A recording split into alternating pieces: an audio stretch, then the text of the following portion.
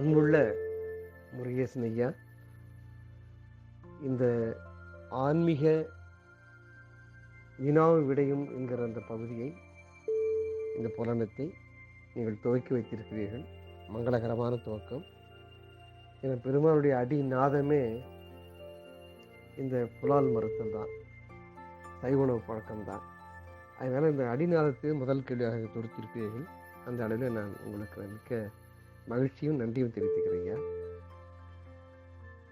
உயிர்கொலை ஏன் செய்யக்கூடாது, புலால் ஏன் சாப்பிடக்கூடாது என்பதல்ல கேள்வி. கேள்வி என்னன்னா, ஆன்மீகத்துக்கு வருபவர்கள் ஏன் சைவ உணவு பழக்கம் இருக்கணும் என்று வள்ளலார் வலியுறுத்துகிறார். பொதுவான ஆன்மீகத்தை ஏன் வலியுறுத்துகிறது கூட கேள்வி இல்லை, ஏன் வள்ளலார் வலியுறுத்துகிறார். ஆக ஆன்மீகத்திற்குள் வருபவர்கள் சைவ உணவு பழக்கம் ஏன் வர வேண்டும் என்று வள்ளலார் வலியுறுத்துகிறார் என்ற கேள்வி இருக்கிறதால நான் அதை மட்டும் நான் கருத்தாக வைத்துக் கொள்கிறேன்.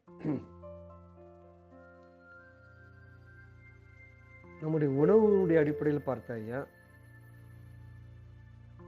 3 விதமான குணங்கள் நமக்கு இருக்கிறதா சொல்லுவாங்க ஐயா.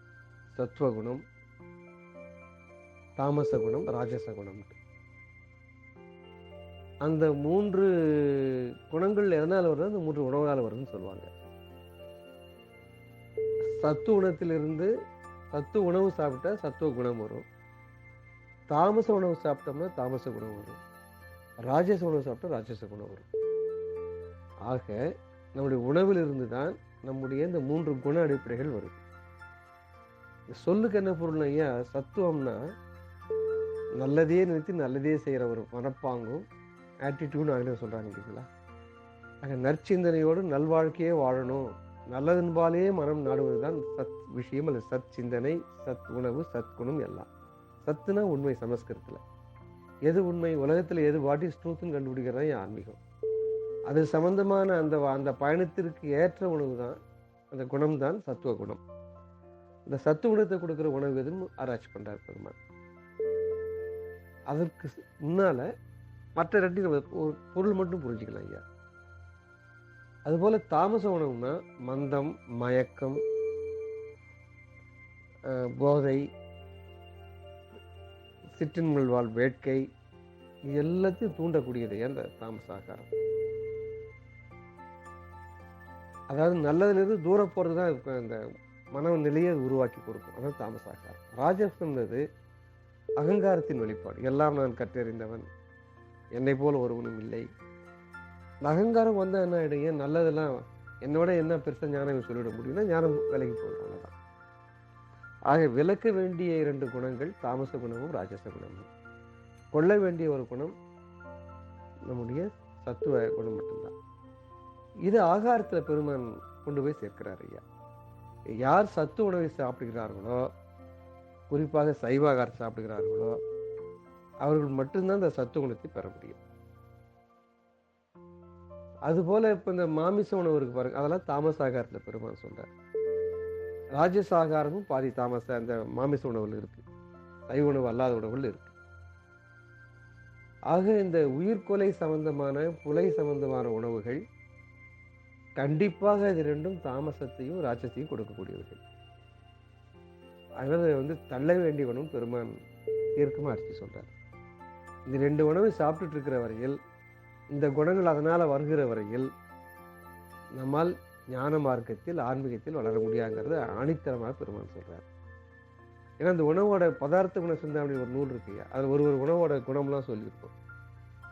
அதுபோல பலவிதமான பல கோடி மடங்கு ஆற்றலிலும் அறிவிலும் சிறந்த பெருமான் இதை மனசுல வாங்கி சொல்றார். இந்த 2 விதமான குணங்களை கொடுக்கக்கூடிய 2 விதமான ஆகாரங்கள் இது தள்ளணுங்கிறார். ஆக சத்துவ ஆகாரம் மட்டும் தான் நம்ம சாப்பிடணும், சத்துவ குணம் வேண்டும் என்றார். சத்துவ குணம் இருந்தால்தான் ஞான மார்க்கத்தில் மேல போக முடியும். நம்ம ஒண்ணு புரிஞ்சுக்கணும், ஏன் சைவ ஆகாரம் முழுவதும் சத்துவ ஆகாரம்னா அதுவும் இல்லைங்கிறார் பெருமான். அதுலயே தள்ள வேண்டியது கொள்ள வேண்டியதுதான் சொல்றாரு. இப்போ மொச்சையெல்லாம் எடுத்துட்டீங்கன்னா தாமச ஆகாரம். சில பேர் ஆரோக்கியம் பண்ணுவாங்க, முட்டை கோழி சாப்பிட்ற மாதிரி இல்லையே, முட்டை சாப்பிடலாம் இல்லை. முட்டை என்பது உயிரான்னு சொல்றாரு பெருமான். முட்டை என்பது உயிர்னு சொல்றாரு பெருமான். கருவில் இருக்க வேண்டிய உயிர் வெளியில இருக்கு. ஏன்னா அது அடுத்த கருவுற்பத்தி பண்ண வேண்டியிருக்கிறதுனால நம்ம இப்போ இருக்காங்க. ஏன்னா 21 நாள் ஒரு முட்டை குஞ்சு பொறிக்கிற நாள் ஆகுதுன்னா 21 நாள் அது கருப்பையில இருந்து அடுத்த 21 நாளைக்கு அது எந்த விதமான கரு உற்பத்தி பண்ண முடியாது அதுங்களால. அந்த உயிரினம் நிறைய பெருகணுங்கிறதுக்காக பெருமாள் என்ன செய்கிறாருன்னா, இரவு என்ன செய்கிறாருன்னா, அந்த முட்டை முதல்ல வெளில கொண்டு வந்துடுறாரு. அடுத்த நாள் ஃப்ரீயாக இருக்குது அந்த கருவறை. அப்படி ஒரு ஏற்புடைய அமைப்பு அவ்வளோதான தவிர உயிர் தான் அது. கருவிலிருந்து வெளிவர வேண்டிய குழந்தை வெளியில் முட்டையாக இருந்து 24 நாள் கழிச்சு வெளில வரும். ஒரு குஞ்சா வெளியில் வரும். உடனே அடுத்த கேள்வி வரும், இந்த ஒயிட் லெகான் போன்றதெல்லாம் கருவே இல்லையே, ஆண் சேவல் சேர்ந்து வந்தது இல்லையே, அது சாப்பிடலாமா? ஆனாலும் அந்த மந்த புத்தியையும் அழிவு சிந்தனையும் கொடுக்கக்கூடிய அந்த கரு இருக்காது, வெண்கரு வெள்ளைக்கரு இருக்குங்களே, அதில் அந்த மந்த புத்தி கொடுக்கும். தாமசாகாரமாக இருக்கு. உயிர்கொலையிலே அவங்க இல்லாமல் இருக்கலாம், ஆனால் தாமசாகாரமாக இருக்கு. உயிர்கொலை மட்டும்தான் தாமசாகாரம்னு அர்த்தம் இல்லை, ராட்சச குணம் இருக்காது. அதனால தான் பெருமான் மொத்தத்தில் ஒரு விலங்குகிட்ட இருந்து வருகிற அந்த உணவு அது வேண்டியதுன்னு சொல்றாரு. ஆக தள்ள வேண்டிய உணவு அந்த விலங்குகள் சம்பந்தமான எதுவாக இருந்தாலும், அந்த உயிர்கொலை புலை எல்லாமே தள்ள வேண்டியது. ஆக சைவ ஆகாரத்திலேயும் கூட காய்கறிகளையும் கூட தள்ள வேண்டியது கொள்ள வேண்டியது பெருமான் எடுத்துக்கிறார். இப்போ மொச்சை எடுத்துட்டீங்க தாமசாகாரம்னு சொல்றாரு. அது போல நிறைய லிஸ்ட் கொடுக்குறாரு பெருமான். நித்திய கர்ம விதியிலே கொள்ள வேண்டிய காய்கறி எது, தள்ள வேண்டிய காய்கறி எது, கொள்ள வேண்டிய கீரை எது, கொள்ள வேண்டிய இது, கொள்ள வேண்டிய அரிசி எது, தள்ள வேண்டிய அரிசி எது, பச்சரிசி தான் சாப்பிடணுங்கிறார். புழுங்கல் அரிசி குளிர்ச்சி கொடுக்கும், கொஞ்சம் தாமச குணத்தையும் கொடுக்கும், மந்த புத்தியும் கொடுக்கும். இப்படி பலதெல்லாம் இருக்கல, நன்மைகள் பல இருக்கலாம் அதில் புழுங்கல் அரிசியில். இருந்தாலும் ஞான மார்க்கத்திற்கு அது உகந்தாதுன்னு நினைக்கிறார் பெருமான். ஆகினால அது கொள்ள தள்ள சொல்றார். ஆக நம்ம தள்ள வேண்டிய உணவுகள் அந்த ராஜசாகாரம் தாமசாகாரம். சைவ உணவு மட்டும்தான் சாப்பிடணும்.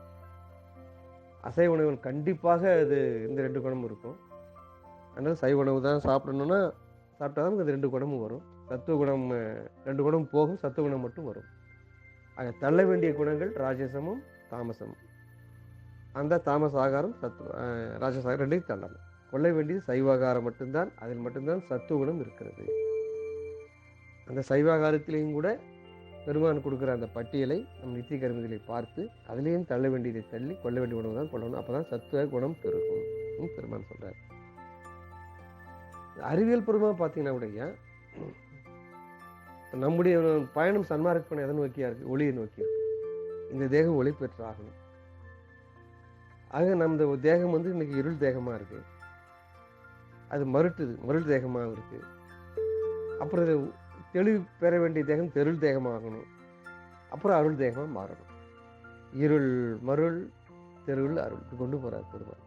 ஆக நம்ம பயணம் ஒளியை நோக்கிய பயணம்.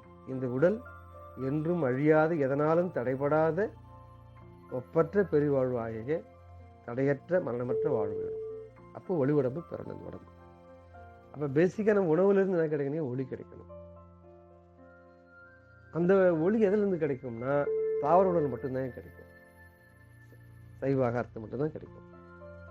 ஏன்னா தாவரங்கள் மட்டும்தான் இந்த பிரபஞ்சம் முழுவதும் அண்டம் முழுவதும் இருக்கக்கூடிய இந்த சூரிய ஒளி இருக்கு பாருங்க, இந்த அண்டத்தில் இருக்கிற சூரிய ஒளியை வாங்கி ஒளி உணவாக மாற்றக்கூடிய ஒரே தகுதி உள்ள ஒரு உயிரினம் கேட்டீங்கன்னா இந்த ஓரறிவு உள்ள தாவரங்கள் மட்டும்தான். அதுதான் இந்த வானத்தில் இருக்கிற ஒளி, வானத்தில் இருக்கிற காற்று, அதில் காற்று இருக்கிற ஈரப்பதம், அது காற்றில் இருக்கக்கூடிய அந்த கரிமல வாயு கார்பன் டை ஆக்சைடு, அது தேவை இருக்கு. ஆக இது மூன்றையும் இந்த பச்சை இலையினுடைய பச்சை ஒரு பிக்மெண்ட் சொல்லுவாங்க இங்கிலீஷில், அந்த இலை பச்சை மேலே அது 3 பொருளையும் வாங்கி ஒரு ஒர்க் ஷாப் மாதிரி வேலை செய்யுது அந்த இலை. அதை மூன்றையும் ஒன்றாக்கி அந்த ஒளியோட சேர்த்து அது ஒளி உணவாக மாற்றுது. அதுக்கு ஃபோட்டோசிந்தசிஸ்ன்னு இங்கிலீஷில் சொல்லுவாங்க, ஒளிச்சேர்க்கைன்னு தமிழில் சொல்கிறோம். அப்படி உருவாகிற உணவு தான் ஏன் லட்சக்கணக்கான குளுக்கோஸ் யூனிட் சேர்ந்தது. குளுக்கோஸ் அண்ட் ஃப்ரக்டோஸ்ன்னு சொல்லுவாங்க. சர்க்கரை உணவு தான் முதல் உணவு தாவரங்கள் தயாரிக்கிறது. அது உலகிலேயே முதல் உருவாகக்கூடிய உணவு சர்க்கரை உணவு. அந்த உணவை வாங்கி தன்னுடைய பயன்பாட்டிற்கு போக மெட்டபாலிசம் ஆங்கிலத்தில் சொல்லுவாங்க, வளர்சிதை மாற்றம். மீதி இருக்கிறத ஒரு தாவரம் ஒரு வகையாக சேர்த்து வைக்கும். சிலது காயாக சேர்த்து வைக்கும், சிலது தண்டில் சேர்த்து வைக்கும், சிலது கிழங்குல சேர்த்து வைக்கும். ஆக அது முழுவதும் ஒளி உணவு தான்.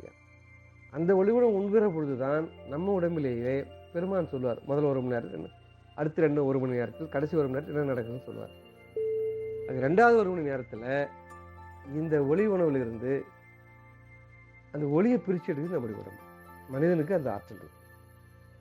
அதில் 1 பாகம் கோசல் நுனிக்கும், 1 பாகம் தொப்புள் நுனிக்கும், 1/2 பாகம் இந்த உச்சி குழிக்கு தலைக்கு போகுது. அது ஒளியா விந்தா போகுதுங்கிறார். ஆக ஒளியை உணவாக மாற்றுது தாவரம். அந்த தாவர உணவின் ஒளி உணவில் இருந்து ஒளியை பிரித்து எடுக்கிறான் மனிதன். அந்த உணவு நம்முடைய உருவ மத்திக்கும் உச்சந்தலைக்கும் போகும். ஆக ஒளி இப்போ எதுன்னு கிடைக்குதுங்க நமக்கு? அப்பா தாவர உணவு தான் கிடைக்கும், சைவ உணவு தான் கிடைக்கும். சரி, இப்போ ஆடு இருந்து சாப்பிட்டா கிடைக்காதுன்னு கிடைக்காது. ஏன்னா ஆடு புல்லு தானே தின்னுதுன்னு கேட்கலாம். ஆடு புல்லை தின்கிறது, ஆனால் அந்த புல்லு செரிச்சு போதில்லை அது உடம்புல. அந்த ஒளி எப்படி இருக்க முடியல? ஆக ஒளி இல்லாத உணவு தான் ஒரு ஆடுடைய மாமிசமாக இருக்க முடியும். ஆக ஒளியற்ற உணவு தான் அது. அது மனித தேகத்துடைய நோக்கமே ஒளி பெறுவது தானே. அதான வள்ளலார் வலியுறுத்துறார். ஆகையினால எந்த வகையிலும் நமக்கு சைவ ஆகாரம் தான் சன்மார்க்கத்திற்கு உகந்தது. அதுதான் பெருமானதை அவர் இரக்கம், கருணை, உயிர் கொலை, அது உடம்பு முழுதும் அவருக்கு இரக்கம் தான். இரக்கம் ஒருவில் என் உயிரும் ஒருவன்வார். இரக்கம் உயிரும் இரண்டல ஒன்றதேன்னு சொல்லுவார். ஆனாலும் நம்ம புரிந்து கொண்ட இந்த கேள்வியினுடைய அடிப்படையில் சைவ உணவு தான் சிறந்தது. ஆனால் தான் பெருமானை வலியுறுத்துகிறார். நன்றி ஐயா, வந்தனம்.